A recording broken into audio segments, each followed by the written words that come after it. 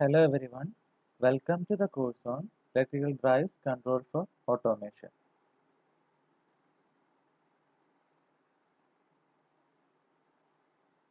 നമ്മൾ മൊഡ്യൂൾ 1 ആണ് ഡിസ്കസ് ചെയ്തുകൊണ്ടിരിക്കുന്നത്. മൊഡ്യൂൾ 1-ൽ ഡി സി മെഷീൻസിന് എസ്പെഷ്യലി ഡി സി ജനറേറ്റേഴ്സിനെ പറ്റിയാണ് പറഞ്ഞുകൊണ്ടിരിക്കുന്നത്.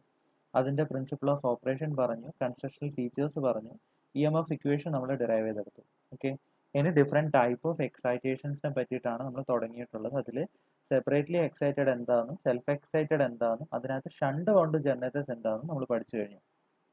അതിൻ്റെ ഇക്വാലൻറ്റ് സർക്യൂട്ട് വരച്ചിട്ട് എങ്ങനെ നമുക്ക് അതിൽ നിന്ന് ഇക്വേഷൻസ് ഡിറൈവ് ചെയ്യാന്നുള്ള തരത്തിൽ നമ്മളത് പഠിച്ചു. ഇനി അതേപോലെ തന്നെ നമ്മൾ സീരീസിൻ്റെ കേസിലും കോമ്പൗണ്ടിൻ്റെ കേസിലും ഇന്നും ചെയ്യാൻ പോവുകയാണ്. സീരീസ് ബൗണ്ട് എന്ന് പറയുമ്പോൾ എന്താണ്? ആർമേച്ചറിന് സീരീസ് ആയിട്ട് ഫീൽഡ് വൈൻഡിങ് കൊടുക്കും. നേരത്തെ കേസിൽ എന്തായിരുന്നു? പാരലൽ ആയിട്ടാണ് കൊടുത്തത്. ഷണ്ട് ആകുമ്പോൾ പാരലായിരുന്നു. ഇവിടെ ആർമേച്ചറിന് സീരീസ് ആയിട്ട് എന്ത് കൊടുക്കും? നമ്മൾ ഫീൽഡ് വൈൻഡിങ് പ്രൊവൈഡ് ചെയ്യും. ഓക്കെ, അങ്ങനെ കൊടുക്കുന്ന ഫീൽഡ് വൈൻഡിങ്ങിൻ്റെ റെസിസ്റ്റൻസിൻ്റെ വാല്യൂ എപ്പോഴും ലോ ആയിരിക്കും. പിന്നെ അത് കൂടാതെ ലെസ് നമ്പർ ഓഫ് ടേൺസ് ആയിരിക്കും. എന്തുകൊണ്ടെന്ന് വിചാരിച്ചാൽ നമുക്കറിയാം ആർമേച്ചറിൽ ഡെവലപ്പ് ചെയ്യുന്ന പവർ മാക്സിമം ലോഡിലോട്ട് എടുക്കാൻ വേണ്ടിയിട്ട് ഇവിടെ ലോസ് കുറവായിരിക്കണം. സോ റെസിസ്റ്റൻസ് കൂട്ടിക്കൊടുത്താൽ ഇവിടുത്തെ ലോസ് കൂടും. സോ ലോ റെസിസ്റ്റൻസ് വാല്യൂ എടുത്തു കഴിഞ്ഞാൽ എന്ത് പറ്റും? ഇവിടുത്തെ പവർ മാക്സിമം ഇങ്ങോട്ട് ട്രാൻസ്മിറ്റ് ചെയ്തെടുക്കാൻ പറ്റും. അതുകൊണ്ടാണ് നമ്മൾ എന്ത് ചെയ്യുന്നത്? Low resistance and less number of turns ഉള്ള വൈൻഡിങ് എന്തായിട്ട് ഉപയോഗിക്കുന്നത്? സീരീസ് ബൗണ്ടിന് മെഷീൻസിൻ്റെ കേസിൽ നമ്മൾ യൂസ് ചെയ്യുന്നത്. ഓക്കെ, അപ്പം ആദ്യം നമ്മൾ ചെയ്യേണ്ടത് ഈ ഇക്വാലൻറ്റ് സർക്യൂട്ട് വരയ്ക്കുക എന്നുള്ളതാണ്. ആദ്യം ആർമേച്ചർ വരയ്ക്കുക, അതിന് സീരീസ് ആയിട്ട് ഫീൽഡ് വൈൻഡിങ് വരയ്ക്കുക, ലോഡ് കണക്ട് ചെയ്യുക, പാരാമീറ്റേഴ്സ് മാർക്ക് ചെയ്യുക. എന്തൊക്കെ പാരാമീറ്റേഴ്സ് ആണ് നമ്മൾ മാർക്ക് ചെയ്തുകൊണ്ടിരുന്നത്? ജനറേറ്റ് ചെയ്യുന്ന EMF EG നമ്മൾ മാർക്ക് ചെയ്യാറുണ്ട്, ആർമേച്ചർ റെസിസ്റ്റൻസ് RA നമ്മൾ മാർക്ക് ചെയ്യാറുണ്ട്, ആർമേച്ചറിലൂടെ പോകുന്ന കറണ്ട് IA നമ്മൾ മാർക്ക് ചെയ്യാറുണ്ട്, അവിടെ നിന്ന് വരുന്ന കറണ്ട് ISC നമ്മൾ മാർക്ക് ചെയ്യാറുണ്ട്. ഓക്കെ, അതായത് ആർമേച്ചർ കറണ്ട് വന്നു, എന്നിട്ട് വൈൻഡിങ്ങിലൂടെ, അതായത് സീരീസ് ഫീൽഡ് വൈൻഡിങ്ങിലൂടെ വേറൊരു കറണ്ട് പോകുന്നുണ്ട്. ഓക്കെ, അതിന് നമ്മൾ വിളിക്കുന്നത് ISC എന്നാണ്. ഓക്കെ, സെയിം കറണ്ട് തന്നെയാണ് ആക്ച്വലി ലോഡിലൂടെയും പോകുന്നത്. അപ്പം അതിൻ്റെ പേര് ലോഡ് കറണ്ട് IL എന്നാണ്. സോ അപ്പോൾ നമ്മൾ ആർമേച്ചറിലേക്ക് പോകുന്ന കറണ്ട് IA, സീരീസ് ഫീൽഡ് വൈൻഡിങ്ങിലൂടെ പോകുന്ന കറണ്ട് ISC ആൻഡ് ലോഡിലേക്കൂടെ പോകുന്ന കറണ്ട് IL. ഇത്രയും പാരാമീറ്റേഴ്സ് നമ്മൾ മാർക്ക് ചെയ്തു. ഓക്കെ, സീരീസ് ഫീൽഡ് വൈൻഡിങ്ങിൻ്റെ റെസിസ്റ്റൻസ് R∪SC ആയിരിക്കും. ഓക്കെ, R∪A എന്ന് പറയുന്ന ആർമേച്ചർ റെസിസ്റ്റൻസ് എന്ന പോലെ R∪SE എന്നുള്ളത് ഏതിൻ്റെ റെസിസ്റ്റൻസ് ആണ്? സീരീസ് ഫീൽഡ് വൈൻഡിങ്ങിൻ്റെ റെസിസ്റ്റൻസ് ആണ്. ഓക്കെ, എപ്പോഴും ചെയ്യുന്ന പോലെ ആ പാരാമീറ്റേഴ്സ് എല്ലാം നമ്മൾ എന്ത് ചെയ്തു? ഒന്ന് എഴുതി വെച്ചു. Armature current IA, load current IL, series field current ISC. 3 current ഉണ്ടല്ലോ ഇവിടെ. പിന്നെ എന്തുണ്ട്? 2 റെസിസ്റ്റൻസ് ഉണ്ട്. ആർമേച്ചറിന് ഒരു റെസിസ്റ്റൻസ് ഉണ്ട്, RA ഉണ്ട്. ആ വൈൻഡിങ് ഉണ്ട്, സീരീസ് ഫീൽഡ് വൈൻഡിങ്ങിനും ഒരു റെസിസ്റ്റൻസ് ഉണ്ട്, RSC എന്ന് പറയുന്നത്. V എന്താണ്? ടെർമിനൽ വോൾട്ടേജ് ആണ് V എന്ന് പറയുന്നത്. ലോഡിന് അക്രോസ് വരുന്ന ടെർമിനൽ വോൾട്ടേജ് ആണ് V എന്ന് പറയുന്നത്. EG എന്ന് പറയുന്നത് ജനറേറ്റഡ് EMF ആണ്. ആർമേച്ചറിൽ ജനറേറ്റ് ചെയ്യുന്ന EMF ആണ് EG എന്ന് പറയുന്നത്. ഓക്കെ, ഇനി നമുക്ക് എന്ത് വേണം? അത് കണക്ട് ചെയ്തിട്ടുള്ള ഇക്വേഷൻസ് ഡിറൈവ് ചെയ്യണം. അതിന് ആദ്യം നമ്മൾ എന്ത് ചെയ്യുന്നു? സെയിം ഫിഗർ ഒന്നുകൂടെ നോക്കി. ആർമേച്ചർ എന്താ ചെയ്തത്? ആർമേച്ചർ സീരീസ് ആയിട്ട് കണക്ട് ചെയ്ത് വെച്ചേക്കുക. ഏതിന്? ഫീൽഡ് വൈൻഡിങ്ങിന്. ഇങ്ങനെ പാരാമീറ്റേഴ്സ് എല്ലാം നമ്മൾ നേരത്തെ പോലെ തന്നെ മാർക്ക് ചെയ്ത് വെച്ചു. ഇനി എന്ത് ചെയ്യുന്നു? ഇവ തമ്മിലുള്ള റിലേഷൻഷിപ്പ് നമ്മൾ ഷണ്ടിൽ ചെയ്ത പോലെ ഡിറൈവ് ചെയ്തെടുക്കാൻ പോവുക. നോക്കിയേ, ഈ IA എന്ന് പറയുന്ന കറണ്ട് തന്നെയല്ലേ ISC ആയിട്ട് ഫ്ലോ ചെയ്യുന്നത്? സെയിം കറണ്ട് അല്ലേ IL ആവുന്നത്? കാരണം ഇതൊരു സീരീസ് കണക്ഷൻ ആണല്ലോ. സോ നമുക്ക് എന്ത് എഴുതാൻ പറ്റി? ആർമേച്ചർ കറണ്ട് IA എന്ന് പറയുന്നത് എന്തിന് ഈക്വൽ ആണ്? ISCക്ക് ഈക്വൽ ആണ്. സെയിം കറണ്ട് തന്നെയാണ് IL ആവുന്നതും. ഓക്കെ, പിന്നെന്താ അടുത്തത്? ടെർമിനൽ വോൾട്ടേജ് V കണ്ടുപിടിക്കണം. V എങ്ങനെ കണ്ടുപിടിക്കാം? ഈ ജനറേറ്റ് ചെയ്യുന്ന EMF EGയിൽ നിന്നും IARA ലോസ് കഴിച്ചിട്ട് അതിൽ നിന്നും ISC RSC എന്ന് പറയുന്ന ഈ വൈൻഡിങ് അക്രോസ് ഒരു ലോസ് പോകും. അതും കൂടെ കഴിച്ചിട്ടാണ് ഇവിടെ V ആയിട്ട് കിട്ടുന്നത്. ഓക്കെ, അപ്പോൾ മൊത്തത്തിൽ എഴുതുവാണെങ്കിൽ നമുക്ക് എന്ത് എഴുതാം? V എന്ന് പറയുന്നത് EG minus IARA minus ISC RSC എന്നായിരിക്കും. ഓക്കെ, ഈ സീരീസ് ഫീൽഡ് വൈൻഡിങ് കൂടെ നമ്മൾ ഈ കേസിൽ കൺസിഡർ ചെയ്യേണ്ടി വരും. ഓക്കെ, അടുത്തതെന്ന് പറഞ്ഞാൽ power developed in armature.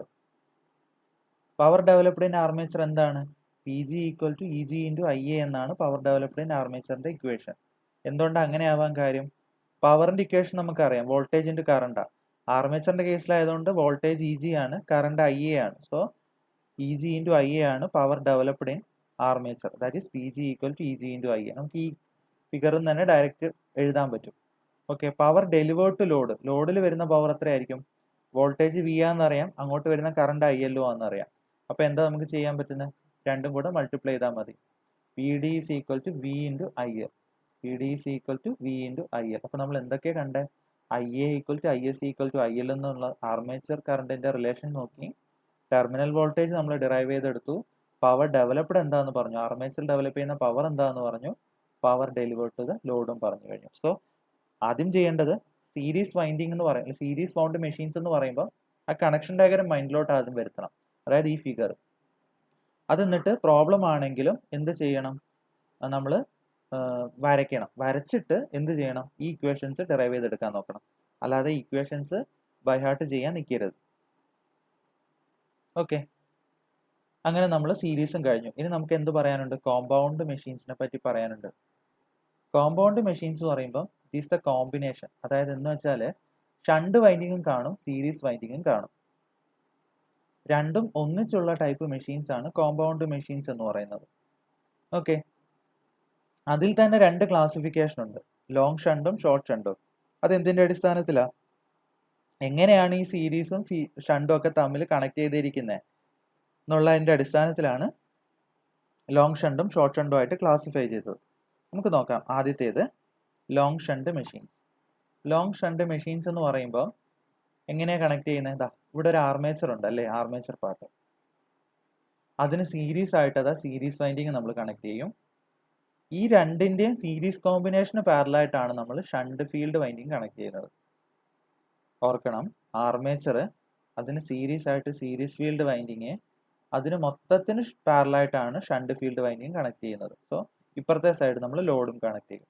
Okay, ഇത് നമ്മൾ നേരത്തെ ചെയ്ത പോലെ തന്നെ പാരാമീറ്റേഴ്സ് എല്ലാം മാർക്ക് ചെയ്ത് വെക്കണം. ആദ്യം ജനറേറ്റ് ചെയ്യുന്ന ഇ എം എഫ് നമ്മൾ മാർക്ക് ചെയ്യാറുണ്ട്. റെസിസ്റ്റൻസ് ആർ എ, ആർമേച്ചറിൽ നിന്നുള്ള current armature current I A, അതുകൂടാതെ സീരീസ് വൈൻഡിങ്ങിൻ്റെ റെസിസ്റ്റൻസ് ആർ എസ് സി, അതുകൂടാതെ സീരീസ് വൈൻഡിങ്ങിലൂടെ പോകുന്ന current I S C.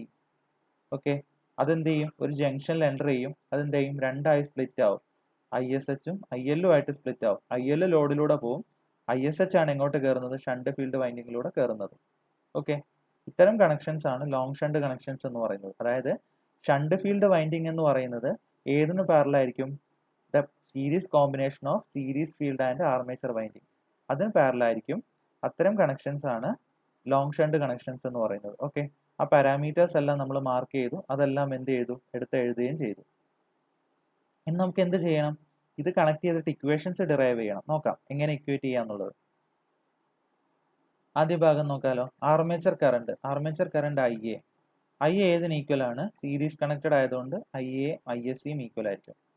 Okay, ആ ഐ എസ് സി എന്തായിട്ട് സ്പ്ലിറ്റ് ആവുന്നുണ്ട്? ഐ എസ് എച്ചും ഐ എല്ലും ആയിട്ട് സ്പ്ലിറ്റ് ആവുന്നുണ്ട്. അപ്പോൾ മൊത്തത്തിൽ എഴുതുവാണെങ്കിൽ എങ്ങനെ എഴുതാം?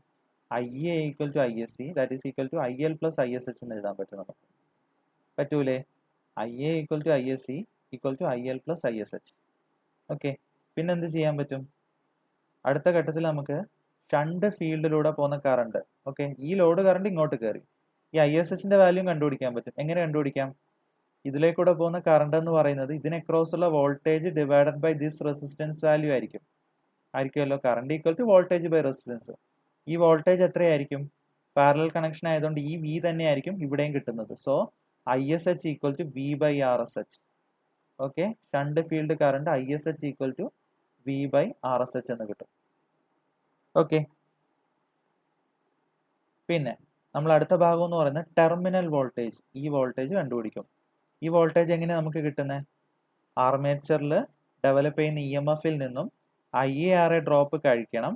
അതിൽ നിന്നും എന്ത് കുറക്കേണ്ടി വരും? നമ്മൾ I S C R S എന്നുള്ള ഡ്രോപ്പ് പിന്നെയും കുറക്കേണ്ടി വരും. അത്രയും രണ്ട് ഡ്രോപ്പും കഴിച്ചിട്ട് ബാക്കിയായിരിക്കും വി ആയിട്ട് കിട്ടുന്നത്.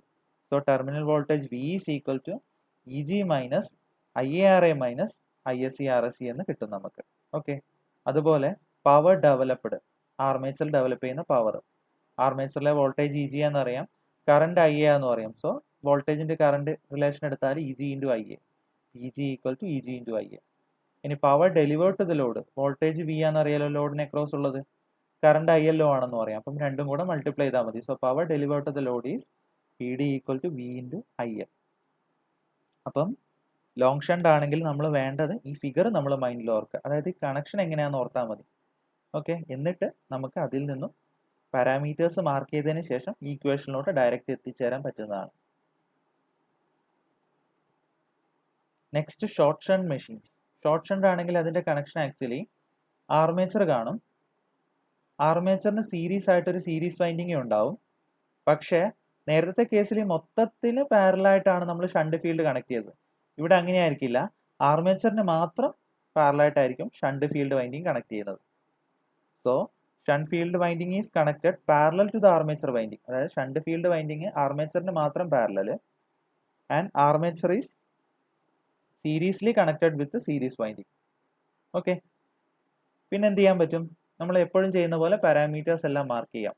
RSH, RSC, ഇങ്ങോട്ട് പോകുന്നത് ഷണ്ടിലേക്കൂടെ പോകുന്ന current ISH, armature current IA, സീരീസിലേക്കൂടെ പോകുന്ന കറണ്ട് ISC, ലോഡിൽ പോകുന്ന കറണ്ട് IL. ഓക്കെ, പിന്നെ എന്ത് പറ്റി? ഇത് RA എന്നും കിട്ടി, ആർമേച്ചർ റെസിസ്റ്റൻസ് RA. ഡെവലപ്പ് ചെയ്യുന്ന EMF EG ഒക്കെ നമുക്ക് കിട്ടി. എന്ത് ചെയ്യും? നമ്മളതെല്ലാം എടുത്ത് എഴുതുകയും ചെയ്തു. IA, load current IL, armature current IA, shunt field current ISH, series field current ISC. Okay, RA armature resistance, RSC എന്ന് പറയുന്നത് സീരീസ് ഫീൽഡ് റെസിസ്റ്റൻസ് ആണ്. ഓക്കെ, V എന്ന് പറയുന്ന ടെർമിനൽ വോൾട്ടേജ് ആണ്, EG എന്ന് പറയുന്നത് ജനറേറ്റ് ചെയ്യുന്ന EMF ആണ്. ഓക്കെ, ഇനി നമുക്കിത് കണക്ട് ചെയ്തിട്ട് എങ്ങനെ ഇക്വേഷൻസിൽ എത്താമെന്ന് നോക്കാം. ആദ്യം ആർമേച്ചർ കറണ്ട് IA. എന്താണ് ആർമേച്ചർ കറണ്ട് IA? IA എന്ന് പറയുന്നത് IL-ന്റെയും ISH-ന്റെയും സം ആയിരിക്കില്ലേ? ശ്രദ്ധിച്ചാൽ മനസ്സിലാവും. ഈ IA ആണ് ആക്ച്വലി ISH ആയിട്ടും ഇവിടുത്തെ ISC-യും IL-ഉം ആയിട്ടും മാറുന്നത്. കാരണം ISC-യും IL-ഉം ഈക്വൽ ആണ്, സെയിം കണക്ഷനാണ്. സോ നമുക്ക് എന്ത് എഴുതാം? ISC ഈക്വൽ ടു IL ആണ്. അപ്പം നമുക്ക് മൊത്തത്തിൽ എഴുതുവാണെങ്കിൽ IA equal to ISH plus IL എന്ന് എഴുതാം. അതിൽ ISC-യും IL-ഉം ഈക്വൽ ആയിരിക്കും, കാരണം അത് രണ്ടും സീരീസ് കണക്റ്റഡ് ആണ്. നമ്മൾ കറണ്ട് തമ്മിലുള്ള റിലേഷൻഷിപ്പ് ഡിറൈവ് ചെയ്തെടുത്തു. ഇനി എന്താണ്? ഷണ്ട് ഫീൽഡ് കറണ്ട് കണ്ടുപിടിക്കണം. ഇങ്ങോട്ട് പോകുന്ന കറണ്ട് എത്ര, അതിന്റെ റെസിസ്റ്റൻസ് എത്രയാണെന്ന് അറിയാലോ നമുക്ക്, RSH എന്നുള്ളത്. അപ്പം ആ വോൾട്ടേജും കൂടെ കിട്ടിയാൽ മതി. അതെ, ആ voltage divided by this resistance എടുത്താൽ നമുക്ക് ഈ കറണ്ടിന്റെ വാല്യൂ കിട്ടും. ആ വോൾട്ടേജ് എങ്ങനെ കണ്ടുപിടിക്കാം? വോൾട്ടേജ്, ആ വോൾട്ടേജ് എന്ന് പറയുന്നത് ഈ വോൾട്ടേജ് ആണ്, ഇതിന് അക്രോസ് വരുന്ന വോൾട്ടേജ് ആണ്. ഈ ടെർമിനലിനും അക്രോസ് വരുന്ന വോൾട്ടേജ് ആണ് ഇതിന് അക്രോസ് വരുന്ന വോൾട്ടേജ് എന്ന് പറയുന്നത്. ആ വോൾട്ടേജ് എന്ന് പറയുന്നത്, ഈ ടെർമിനലിന് അക്രോസ് വരുന്ന വോൾട്ടേജ് എന്ന് പറയുന്നത് ഈ ഡ്രോപ്പ് പ്ലസ് ഈ ടോട്ടൽ V ആയിരിക്കില്ലേ? ചിന്തിച്ച് നോക്കിയാൽ മനസ്സിലാവും നിങ്ങൾക്ക്. ഈ ടെർമിനലും തമ്മിലുള്ള വ്യത്യാസമാണ് അത് ഡ്രോപ്പ് എന്ന് പറയുന്നത്. ഈ ISC RSC ഡ്രോപ്പും വിയും കൂടെ ആഡ് ചെയ്താൽ കിട്ടുന്നതായിരിക്കും ഇതിന് അക്രോസ് വരുന്ന voltage. So V plus ISC RSC ആയിരിക്കും ഏത്? നമ്മുടെ ആർമേച്ചറിന് അക്രോസ് വരുന്ന വോൾട്ടേജ് എന്ന് പറയുന്നത്. സെയിം വോൾട്ടേജ് തന്നെയായിരിക്കും RSH-ന് അക്രോസ് വരുന്നത്. സോ നമുക്ക് എന്ത് എഴുതാൻ പറ്റും? ISH equal to V plus ISC RSC divided by RSH എന്ന് എഴുതാൻ പറ്റും. ഓക്കെ, പിന്നെ അടുത്ത എന്താണ്? എപ്പോഴും ചെയ്യുന്ന പോലെ ടെർമിനൽ വോൾട്ടേജ്. ടെർമിനൽ വോൾട്ടേജ് എങ്ങനെ കണ്ടുപിടിക്കാം? V is equal to EG minus IARA drop കുറക്കും, പിന്നെ അതിനകത്ത് ISC RSC കുറക്കും, അപ്പം നമുക്ക് ടോട്ടൽ V കിട്ടും. So V equal to EG minus IARA minus IARSC എന്ന് കിട്ടും. പിന്നെന്താണ്? പവർ ഡെവലപ്ഡ് എന്താണ്? PG equal to EG into IA. ആർമേച്ചറിൽ ആയതുകൊണ്ട് EG ഇൻറ്റു IA എപ്പോഴും നമ്മൾ എഴുതുന്ന same relationship. Power delivered to load ചോദിച്ചാൽ V ഇൻറ്റു IL ആയിരിക്കും. സോ നമ്മൾ ചെയ്യേണ്ടത്, ഷോർട്ട് ഷണ്ട് ആണെങ്കിൽ ഈ ഡയഗ്രമാണ് നിങ്ങളുടെ മൈൻഡിലോട്ട് വരേണ്ടത്. അത് കണക്ട് ചെയ്തിട്ട് നിങ്ങൾക്ക് എന്ത് ചെയ്യാൻ പറ്റും? സീരീസ് പാരലൽ കോമ്പിനേഷൻ ഒക്കെ മൈൻഡിൽ വെച്ചുകൊണ്ട് ഈ സർക്യൂട്ടിൽ നിന്ന് ഡയറക്റ്റ് ഇക്വേഷൻസ് നിങ്ങൾക്ക് എഴുതാൻ പറ്റും. ഓക്കെ, അപ്പം നിങ്ങൾ എന്ത് ചെയ്യണം? ഈ സാധനങ്ങളൊക്കെ, ഈ പറഞ്ഞ സീരീസ്, ഷണ്ട്, കോമ്പൗണ്ടിൽ തന്നെ ലോങ് ഷണ്ടും ഷോർട്ട് ഷണ്ടും, ഈ പറഞ്ഞതിൻ്റെയൊക്കെ ഡയഗ്രംസ് കൃത്യമായിട്ട് വരച്ച് തന്നെ പഠിക്കാൻ ശ്രദ്ധിക്കുക. എന്നിട്ട് അതിനകത്ത് നിന്ന് ഇക്വേഷൻസ് സ്വയം ഡിറൈവ് ചെയ്യാൻ പഠിക്കുക. ഓക്കെ, PPTs ഒന്നുകൂടെ നോക്കുക, കാര്യങ്ങൾ കൃത്യമായിട്ട് മനസ്സിലാക്കുക. Thank you.